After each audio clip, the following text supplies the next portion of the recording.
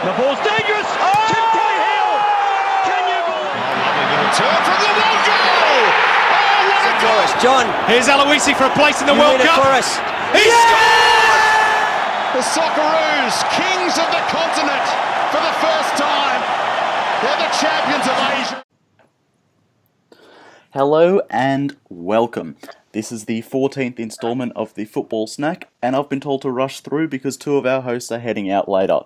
Today I'm joined by regular hosts Estelle and Pat, as well as another special guest, Simon, returning to the podcast to discuss a big blue week. Without any hesitation, let's jump into last week's results with Estelle. Okay, so last week we had Brisbane against Perth, which was 3-2. Again, Fraser, I'm sure you loved that. Then we had my favourite, Western Sydney against Victory, which was 0-3. Fantastic. A big upset this week. We had Newcastle against Wellington. So Newcastle were big title contenders here, or the only threat, I guess, against Sydney. Nick's in. And they lost 2-3. Then we had Sydney against Central Coast. Actually, Sydney apparently had gastro going around, apparently. Anyway, that ended 1-1. And then to top it off, City defeated Adelaide 5-0. So, let's get in, talk about the Jets upset, 3-2. What do we think about that game? All I have to say is Nick's in. Doing it for the boys. Come on, Sydney. We're going to win the league. Oh, that's embarrassing. Fraser, what's your thoughts? Yeah, it's kind of an interesting one. I mean, Knicks have kind of always looked to try and be defensively resolute throughout the season, and I think they've finally jumped a hurdle in that, if that kind of makes sense, even though they did concede 2 goals and one was a bit of an iffy penalty. So hopefully this means they can propel themselves forward, moving up from this, using it as a Kickstarter. And yeah, hopefully that'll mean that the race for the spoon heats up between Knicks, Raw, and Perth. Pat, what do you feel? Yeah, I think it was a bit of a Newcastle just played like dog shit. And yeah, the Knicks just got up. I don't know if it was a fluke, but they've played pretty well. They've won, their last 2 or 3? 2 of the last 3? Yeah. So they're coming I back. feel like it was a fluke. I don't think... I reckon if they keep playing the way they are, Knicks aren't going to finish with the spoon. Raw and Perth are playing way worse football than they are. Yeah, no, I think Perth will finish with the spoon, to be honest. I'm sorry, Fraser, but just, no, you're not good right now. You need to accept that, okay? We'll go through the stages with you of grief. Look, I'm the first person to accept that.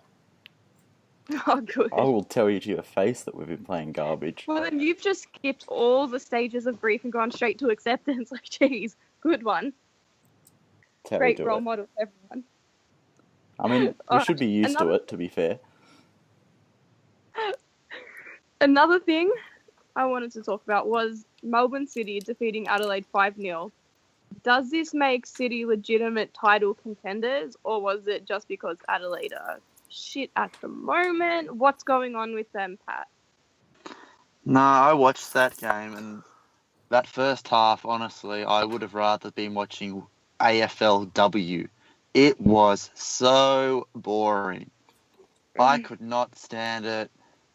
Second half was almost like Adelaide had just, like, the performance they played against Sydney, they were shit. Everyone was they parked the bus and everyone was ready to jack off 16-year-olds, like, oh my god, they're heroes. They're not. They were fucking useless. They had one fluky game where they kept Sydney out, and all the cracks were exposed in that game. I don't think Melbourne are title contenders. It was just like, I mean, how many goals? Well, there were 3 thunderbolts. Well, McCormack's was, and one of Vidicic's, and then they had the 10 minutes stoppage time as well. And Adelaide just looked like how Brisbane looked last night. Like they just couldn't give a fuck. Oh, that was embarrassing. Let's not. Yeah. Come on. Fraser, what did you think? Yeah, I mean, it's a good result on paper, but the more you read into it, it doesn't really bode as well as it would a normal 5-0 will. As Pat said, it was just against kids, and, you know, if you're going to roll out the big guns against kids, go for it, but I don't think that makes you title contenders by any means. Yeah, that's all I've got to say on it, really. I don't think anyone will be challenging Sydney for the league. Yeah. And also grand finals. You can say, oh, anything happens in a grand final, but yeah, still, I can't see anything but dreams coming true in sky blue. Am I right? That's interesting. Good chat, Fraser. I love your work. Wow. Can confirm. Fraser, can I just ask, can you even see the colour sky blue? No. If Yeah, by blue you sorry. mean like red, then yeah, I'm all for it. All right. Oh, can we just talk about last night's game really quickly? How embarrassing was that? Like from the top, you had the numbers falling off on the back and had to be like stuck on with tape. That was disgusting. And then like the result, it's ridiculous. I mean, it doesn't reflect Australian football as a whole. I don't see it that way because you look at Brisbane, they're shit. Okay, that's not the A-League as a whole. Different story if Sydney FC was playing against them because they're the best at the moment. But I don't know. It's not a true representation, I don't think. Anyway, Simon? Yeah, no, I agree with that. I think the whole thing with the numbers is a bit embarrassing. That it happened in an NRL game this year. I can't remember what round it was, but like a lot of the players had their numbers falling off, and like everyone just laughed it off. And I think, I don't know, soccer Twitter has a kind of thing about but it's every embarrassing. let me finish. Every single thing that goes wrong is like the worst thing that ever happens, and I think people just it is embarrassing. It's stupid. It shouldn't be happening at the top level. But like at the end of the day, it doesn't really matter.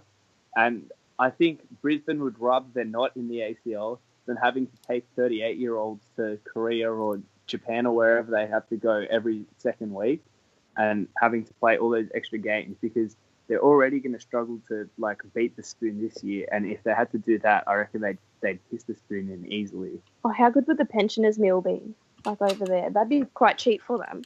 That's true. Pat, what do you think about Brisbane?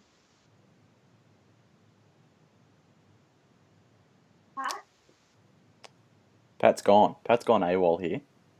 He's gone. Oh, okay. What do you reckon, Fraser? Well, I reckon a bit of a semi-vintage reference. Oh, Pat's back. Here we go. Hello. The seafood buffet wasn't up to Ladies. scratch. Yeah, so this is Sorry, ladies. Was just one of the Tinder biddies on the line. Must have just lost connection. God, this is peak professionalism here from the snack. Sorry. So we don't mind it. So, Pat, we were just discussing your thoughts on the Brisbane Roar defeat to the Indonesian side, whose name I'm not going to bother pronouncing. So They're Filipino, not Indonesian. Filipino. Oh, God. It's the same thing, mate. They all sound the same. It's Australia Day. Just get in the spirit of it, honestly. Yeah. Go on, mate. Oh, you're acting like a true blue Aussie there. Well, Brisbane Roar are probably the least professional Australian side in the A-League. Probably a bit of snack insight gossip. Mm-hmm. Earlier on in the season, spoke to a source, and they basically said that Brisbane, they were very concerned about the facilities they had up there, and we sort of spoke for a while about it, and he pretty much said that the fields they train on are the equivalent of like an all-age 1 or 2 team. So I know there's a whole bunch of shit about blaming Craig Moore for the jersey, and that really doesn't surprise me because from everything that he was saying was that everything they have from facilities to jersey, I took it to mean to jersey, everything, all equipment was just sort of second tier. And not to toot the old horn of Sydney, but I mean even the Victory and everyone's probably seen Melbourne City's training facilities. Well, of course. But I shits all over them. Probably Gosford as well because they're all Seabogan cunts. But, you know, I think it's no surprise what happened. They're like the laughing stock. Well, yeah, I think some serious things need to be asked about that. Well, if you're playing in a professional league, you want... Do you remember when Melbourne Heart had the bin? The wheelie bin ice bath. That was funny.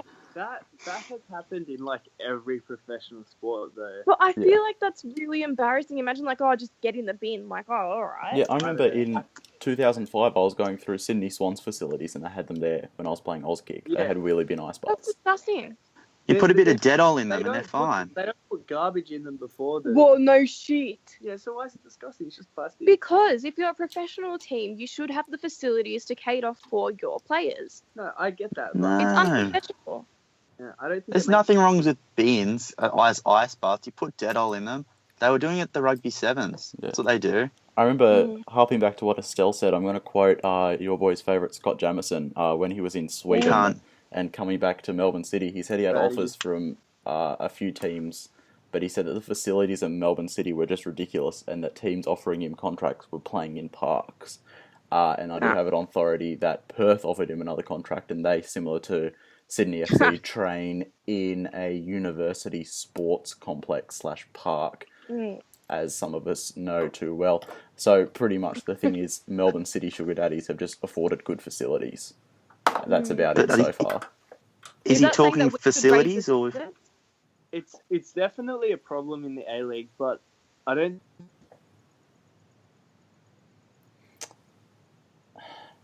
Can build those facilities. Like, what are you going to do? You're going to be renting somewhere. Oh, mate, don't be talking about who owns land on this day. Come on, mate. Time and place. Here we go. Change the date. Anyway, Can confirm. let's up. Annotate for Sydney. Jill Kenny signed for Perth just before. I'm pretty sure that happened. Please.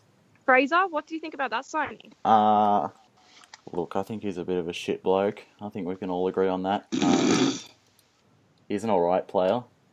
Given that our squad depth goes to Andreu and Jake Brimmer at the moment, I'm definitely not saying no.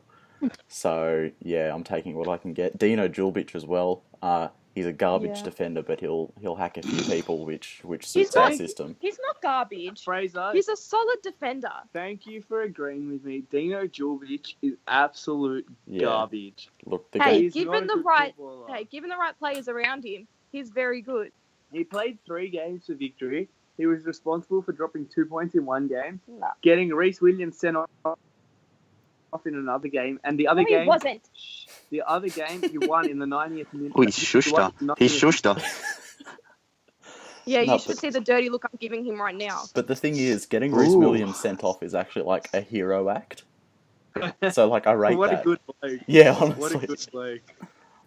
Oh, ridiculous. All right, so let's move on to some big news today. There is a new Socceroos coach.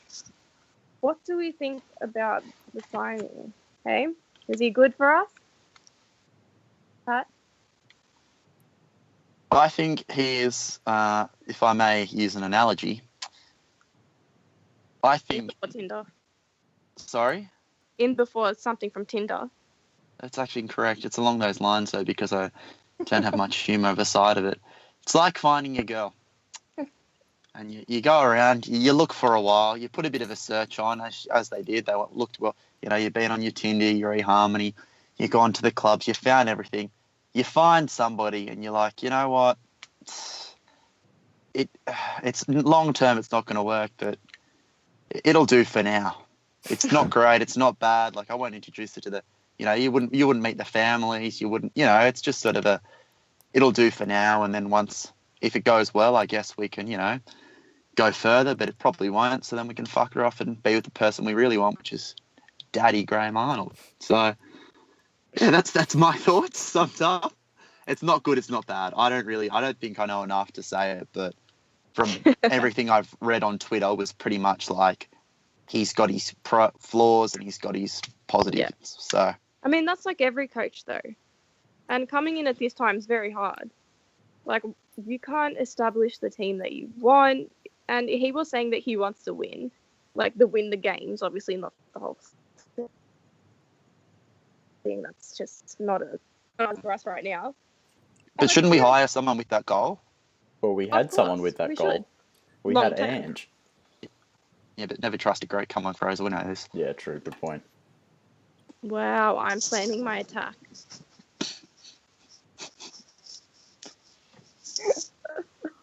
All right, so I think Pat's 100% correct, though. It's like short term, it'll be that dirt bloke, but after the World Cup, unless he goes to the last 16 or the last 8 or whatever, He'd have to be a semi.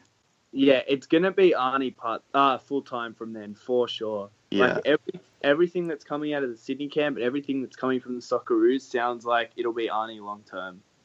And After this year.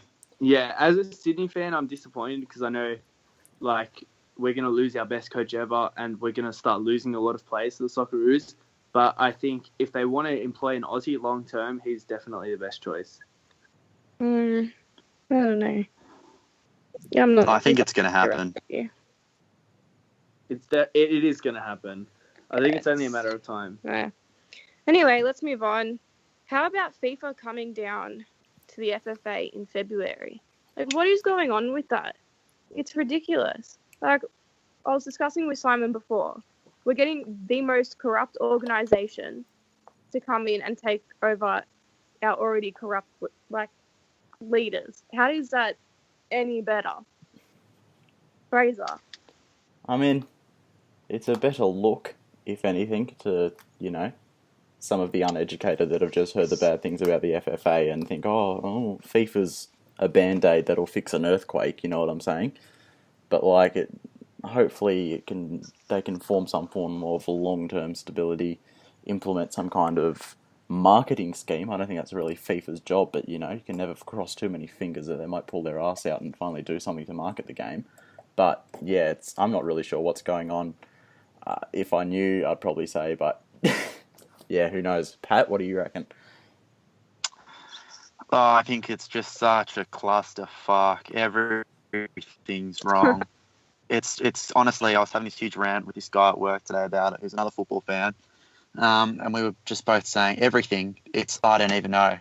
It would be like an hour. Simon's heard some of my rants that have just gone for hours and hours. And FIFA stepping in doesn't really solve anything. It doesn't really. The FFA are fucking morons that don't understand the game. Yeah. That's what I see it from. Yes, some of them may have good business knowledge and the lowies are rich. Oh, wow. But, I just think people who are in charge, they need the right people. Yeah, because they're to very run the out right of touch departments. with the game. They are, Yeah, they're out of touch with the fans, out of touch with what we want. They have no idea how football should be run.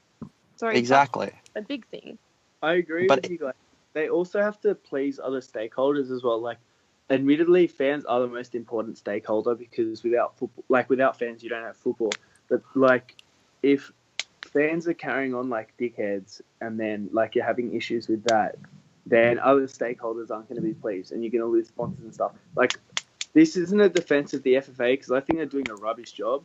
But this is just me trying to say that I think the job they have is a lot harder than people say.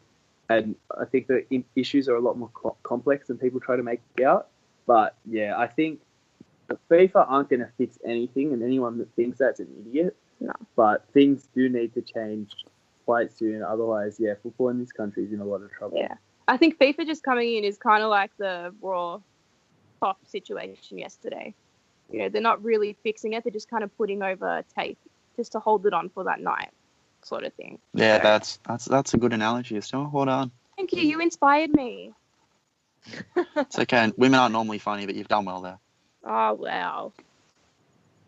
Okay, let's move on to the Big Blue. A game where all fans should be attending. And if you're not here, you're a fake fan. Pat. Pat, what a plastic dog. Yeah. Shut up, you pricks.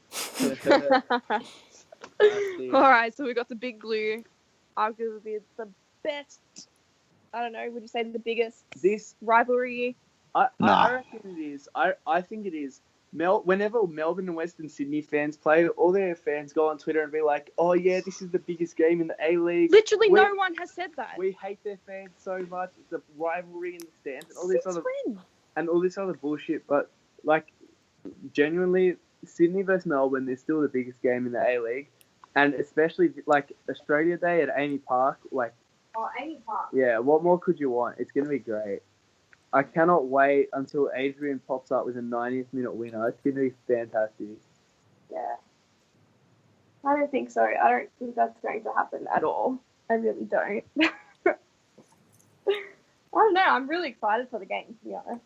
I think it's going to bring some great entertainment to everyone there. And being at Ames Park, if you've ever been, you know it's unbelievable atmosphere. Like, it is one of the best grounds in Australia to watch football at.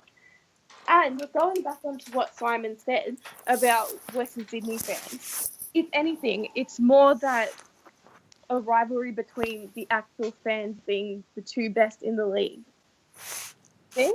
Yeah, that's the thing. They always go on about it, and it's the biggest circle jerk where, like, Western Sydney fans and Melbourne fans are just like, oh, look how good our fans are. Like, oh, look at me, like, jerking myself off about how good our fans are. That's literally what it is. But we are good. You can't even do that because you don't have fans to do that. In reality, it's Sydney Derby comes first. Sydney Derby and Melbourne Victory, Sydney FC are the two biggest games in the league, and then after that, it's up to whatever you like. Yeah, I guess. Fraser, do you have any thoughts? As to the game, I reckon it's just going to be I reckon you boys will have to get the tattoos ready, to be honest. I think it's going to be a Sydney blowout. No! Like, Don't upset me. you're going to have to be starting Deng in defence. Like, Great. Antonis isn't really match fit yet. Yeah. Costa Barbarouses has been on form, but Zorlo, so you've got that. I think I'm just taking... But been in form, I don't think, anyway. I think I'm just taking Ben's role as the sky blue goggles tonight. Thanks, Dad. Yeah, so I think Sydney FC by 4. Oh, all right. Yeah. I'm going to go for a draw.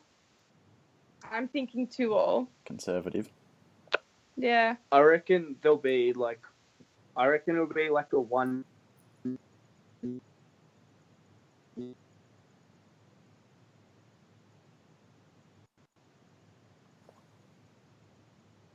Really good, but I think both teams, and you'll just see like Milligan and Antonis just chopping Adrian and Ninko the whole game. Wow. You are so negative. What? Oh. Anyway, I've had enough of that. Let's talk about meme of the week. Okay, I'll start off. A pretty good one. It's. Did you guys see about Leeds? The badge. Yeah, the badge. So they redid it, right? And they revealed it, and people hated it so much. They actually started a petition to change it. And I'm not sure. No, within 6 hours they agreed that they wouldn't go through with it. Yeah, I've never seen anything get so much hate. It was so funny, man. Yeah. Oh, it was hilarious. But to be honest, that was one of the worst badges I've ever seen in my life. Oh, yeah. Did you see it was just like a Shutterstock image? Like someone went on Shutterstock. It was literally. It looked like they went on ClipArt. Yeah. Yeah. It was just set up for memes to be made about it. It was terrible. Yeah, I think, I don't know, my favourite was probably Lockie Wales missing from about 2 feet out. That was great. We played so garbage, and then to get away with a draw after a bloke misses from literally, he's tapping it into an empty net. There's no one around him. The ball's on the floor, and he puts it over. How good's that? Oh, yeah. That was embarrassing. Yeah, what do you guys reckon? Yeah, Pat, throw to you. Mine was, I liked seeing Perth Glory lose. Sorry, it was so funny. For Brisbane to win, and they're so old, and they're flogs, and for people to call it an absolute thriller. That's what it was. It was described as a thriller. I was ready. Give me the razor blades and call me TJ, because I'm ready to go to town on my arms. It was bad. It would have been the worst 3-2 result of all time, hey. Yeah, it was so bad. It would have been the worst 3-2 game of all time. Yeah. Any game that Brett Holman scores in 2018, God, just hand him. Kenny Lowe should have just stood there, resigned and said, thanks, but I'm out. Yeah, nah. Do an end, just drop out. Yeah, I would have been fine with that. What do you reckon, Fraser? My one, also keeping Perth-centric, is I'm going to throw your minds back to the 29th of April 2017. Sydney Football Stadium, Allianz Stadium. Dino Djulbic's last game in purple, he says to the fans as he walks away after a 3-0 loss in the semi-final. Come January, bang, purple again. He was tossed out by Tony Sage and Kenny Lowe, replaced by 5'8" manlet Jacob Poscalero, who doesn't know what to do when the ball's coming to him. And he's back, the man himself. So I think that's a pretty red hot meme that we've already resorted back to our rejects after like 5 months of pure garbage. Yeah, that is not great. Like when you want to dispel myths about the A-League being like a recycling league and stuff, Dino Djulbic going back to glory after like 6 months is not great form. Yeah, no. But do you actually think let me rephrase that. Are we a league that just recycles? It happens everywhere in the world. There's just more money involved overseas. That's the thing. And when you have you can only have 5 foreigners. Unless every player is going overseas and you're replacing them with new homegrown talent, you're going to have to recycle at some stage. Like, I don't think recycling in general isn't a problem. Like, when you have good guys going to different clubs, like guys like Zulo, but when you have guys like Jacob Pepper, for example, that are playing for or Quabina Apia that are playing for 3 or 4 clubs. And Cernak, does everyone yeah. When you have guys like that keep getting 1-year deals, it's a problem. But when you have good players that are going from club to club, fair enough. They're good footballers. Yeah. But when rubbish players are getting chances over kids, then I think it's an issue. Yeah, and that's when I think it's more heightened because more people are aware that younger people should be getting a go over these, overused, old. Journeyman. Yeah, they should be playing NPL at best. That's it. Pat, what do you think? I agree. Yes. I just think, Good content. It is. Thank you. It is a recycled league, and it's a bit irritating because, I mean, even today I was having a chat about the AFLX. Has everyone seen that new format? Yeah. Yeah, and I'm a huge AFL fan. Sorry to all the people that hate it anyway, but looking at that is in a lot of people's mind, that's the next step forward to introduce AFL on a world stage. Because to most people, they look at it and go, they see a full AFL game and they go, what the fuck is going on? Well, but they try to simplify it all. And be like, I've had relatives from Greece and whatever, and they're just like, what is this? I don't get it. That's stupid. Yeah, so I think they're trying to make it a bit like Rugby Sevens to grow it. Now, coming back to I don't know how the fuck that links to recycled players, but it links to the overriding question that we were talking about before about the FFA and everything. It's just that they're in such a position of power where even in that league, though, players are being recycled, but it's just so big and so powerful, whereas we have the highest rate of, I'm going on a tangent here, and I'm sorry, but highest rate of junior participation, and they go through to play for academies and at NPL level, and then they sort of just get put into the A-League, and it's just like, okay, you're a mediocre A-League player like Matt Simon, and you're going to stay here. You're going to come off the bench for the Mariners and score a few goals. Then you're going to go to Sydney, or you're going to be Dario Vidicic and do the rounds. And it's just like you see so many youth. You can look at Sydney youth, Melbourne youth, all these youth teams and be like, well, mate, you're going to be playing in the A-League for 15 years. Yeah, but not even that. Half the time, these youth players don't even end up getting the chance to go and play in the A-League. They just come to the youth league, play, a season or two, and end up being dropped back down to NPL. So it's showing that we're not using them or developing them in that way. And I know a lot of kids that has happened to personally. Yeah, but what about the under-23s? Or the under-20 in that Chinese World Cup? There was a heap of A-League players in there. Yeah, but that's a good thing, right? Everyone goes, oh, look at the FFA trying to make people, teams release all their players to the under-23s. They release players to the under-23s, and then young kids get a go, and then people are like, oh, look at the A-League developing players. It's well, that's a directive of the FFA forcing clubs to release their players. I think the thing is, clubs are hesitant to use youth players unless they're really forced into it. So Graham Arnold. Yeah, exactly. I love Arnie, but he's a perfect example of it. He does not want to use guys like Charles or Anthony Callick unless he's really forced to. Like, he'd rather use Matt Simon and David Carney, even though they're 35 and fucked. And they can't score. Like, they're attacking players and they cannot score goals. But he would rather use them than these young options. And yeah. And why is that?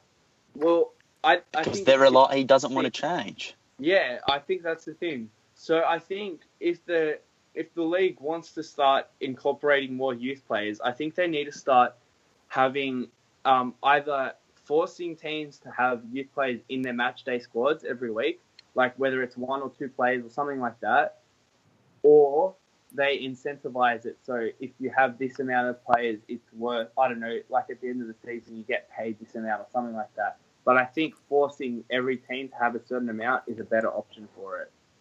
And so I think something like that. They can still have a certain amount, but what's forcing them to play them? But if you have 6 people on the bench and 2 of them are youth teams, invariably you're going to have to use them at some stage in the season. Like, you might. Well, you were just saying that Graham Arnold has, what's that his name? Charles and Anthony Kelly. And Rettray's pretty young. Yeah, but the thing is, Kellick hasn't been on the bench in about 2 months because Arnie would rather use average Dave and Rattray and guys like that because they've been in the A-League before. But I think the thing is, A-League clubs and coaches are really hesitant. Like, you could point to any club in the league, really, and there's examples of coaches who don't want to use youth players unless they're forced to. Yeah, like look at Kevin Muscat, Theo Harris. Yeah, he uses Jai Ingham over him. Like, the only thing Jai Ingham has over Theo Harris is he has a.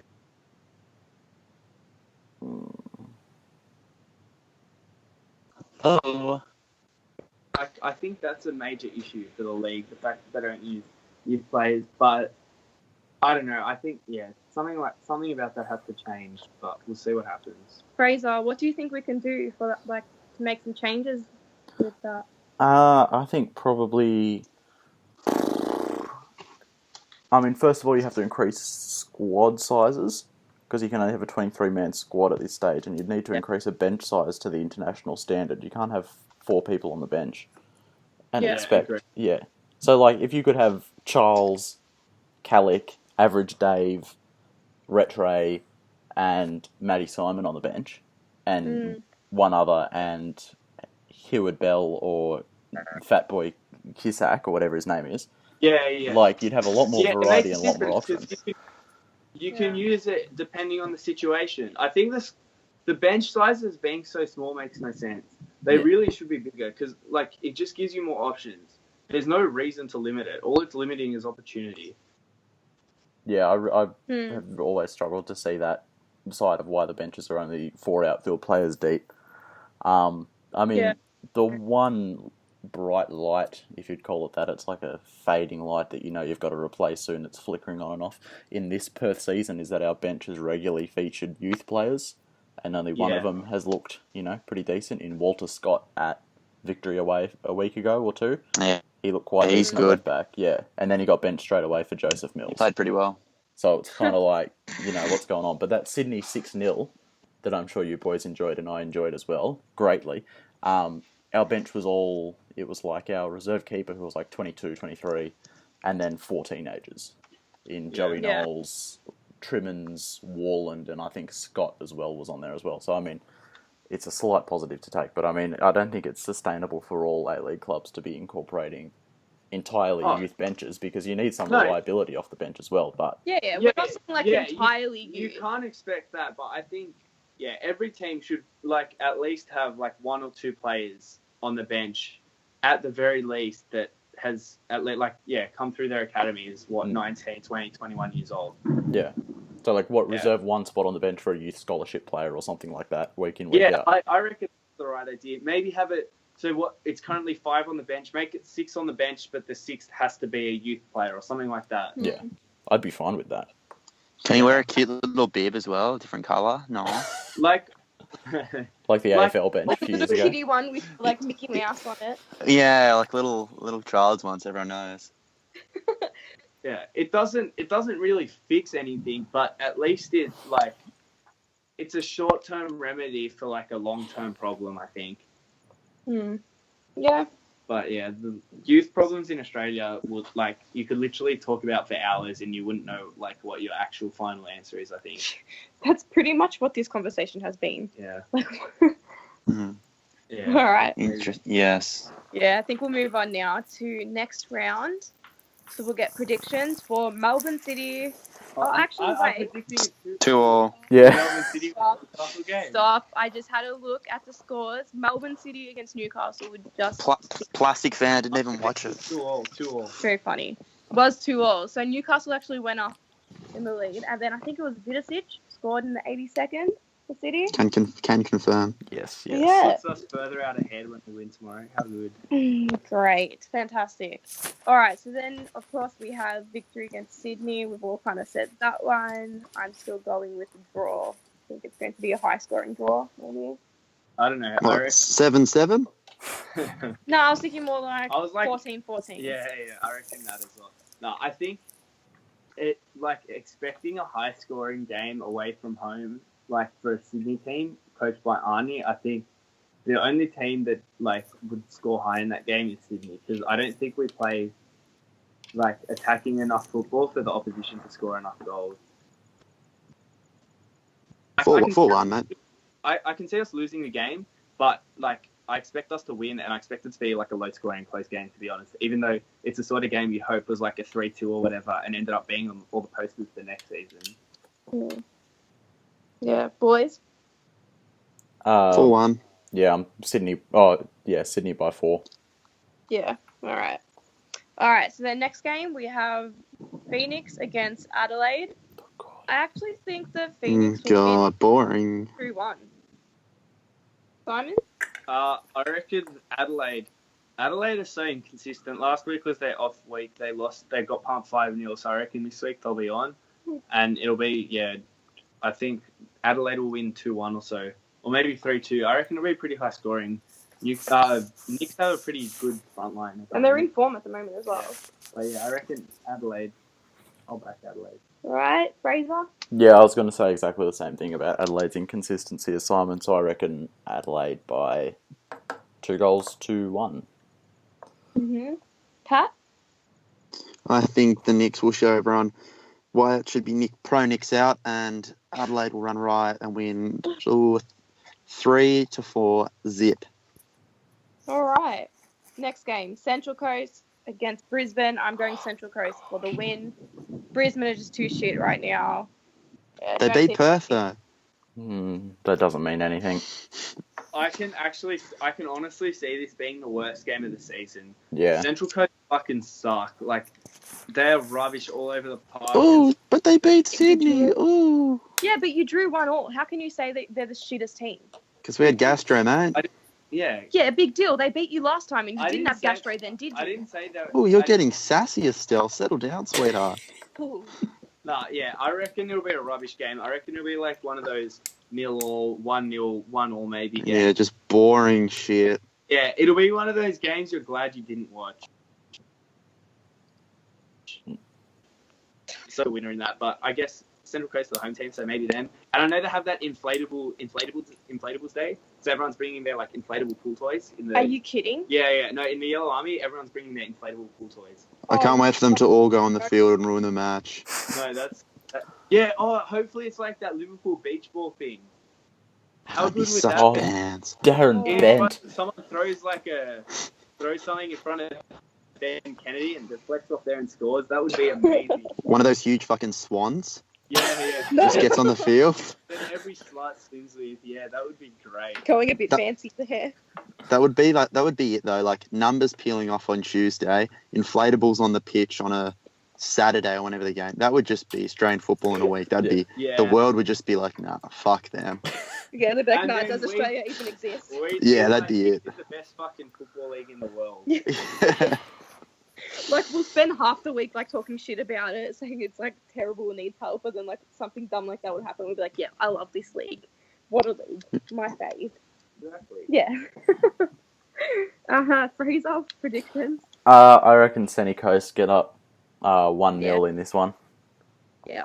Blake Powell's in a little bit of form, so hopefully he can put it in the back of the net. And Danny De Silva's back as well, I'm pretty sure. and he's apparently he good with his 2 goals and 1 assist this season. So yeah, you never really know. The hype train over him is fucking ridiculous. Like, he's a decent player. He's good with his, like, one-touch passing and all that. But seriously, relax. He hasn't done anything that special to be, like, a Socceroos bolter and all that. Jeez, He was shit at the Asian Championship as well. He was shit. Yeah, Oh, okay. Azani has better goals assist than he does this season already, I think, and he's played like Oh, that's 10 gross. games. Arzani is a very good footballer. I hate him.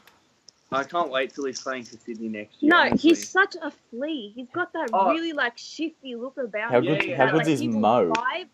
I love him. Yeah. I agree. He plays at every opportunity, but he is fucking good. In a few years, when he's playing for Australia, I and, can't like, stand people who dive. I'm sorry. That's not right. in a few years when he's tearing up for Australia, everyone's going to be supporting him. I won't put that out there right now. I'm not going to. Big deal. He's too shifty for me. Anyway, let's go to Perth and Western Sydney. Oh no. Perth No. get like smashed. Can 3-0. we just skip this Nah. section? Like, Can we actually not, though? Because Simon's made a point that the game before is going to be the worst. I reckon this is going to be the worst of the season. Yeah. Jack same. Clisby at centre back. Oh my fucking god! I'm not watching this game. Yeah, I refuse to watch this game. Perth are absolute trash, but at least So at are home- Western Sydney. Yeah, no, but at least at home they're somewhat respectable, and Western Sydney are fucking absolute garbage as well. So, yeah, I don't know. It'll be one of those like mean games where you don't know what. Yeah, you don't know why you're punishing yourself and watching it, but like something funny will happen to make it worthwhile. Yeah, it'll be like You'd hope so. own goal. Or Yeah, like yeah. whatever. So I'm going Perth. I'm going Perth 2-1. Oh, that's great. Veteran own goal to win it. I can't wait. No way. I'd cop that so hard. Like, honestly. Yeah, look, I don't think that's going to happen. So don't get your hopes up. My hopes have been dashed this season. I have no hope left anymore. I'm going to lock in a 1-0. Alex Grant header. Oh, you know how to If he pull at my scored, heartstrings. imagine the scenes if he scores. How good was that the other week when he fucking went after in the City game? That was tears.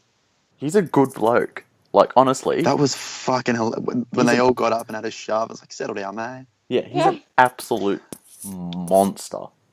Do you know what I'm looking forward to the most, though? Aspro from Western Sydney getting victimised again. I have a funny story to tell you guys. It's not that funny. It's It is quite funny. It's funny. So he was in one of my classes at uni in first semester of first year. And, Oh, uni friend. So it was one of Ooh, those, friends! Oh, uni. Ooh, first session friends! Ooh! Oh, Hey. first year friend. Do you want to keep? Yeah. Oh, football friend. Oh, uni friend. Oh. Yeah. Anyway, so it was one of those icebreaker activities, right? And you're meant to you write down some stuff about yourself on a card, and then someone else reads it out about you. And so he was in my class, and he wrote, "I play for Western Sydney Wanderers."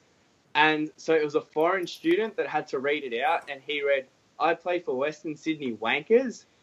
And it was like Astro turned around and gave him the biggest glare I've ever seen. He was so angry, and then he was like, "Oh, you should learn to speak English," or like he made some like a remark like that. It was so funny. He got so salty about it, and then the guy went up and apologized after, but it was actually hilarious. That's I so was good. pissing myself. That's So yeah, ever since then, I've known that Aspro has like a really weak mentality, and he's not cut out to be a professional footballer. that Well, absolutely ties in with the theme of Australia Day this week. Absolutely. I like Aspro. I think his last name's fantastic. I wish that they got like the foreign student to say his last name. That would have been great.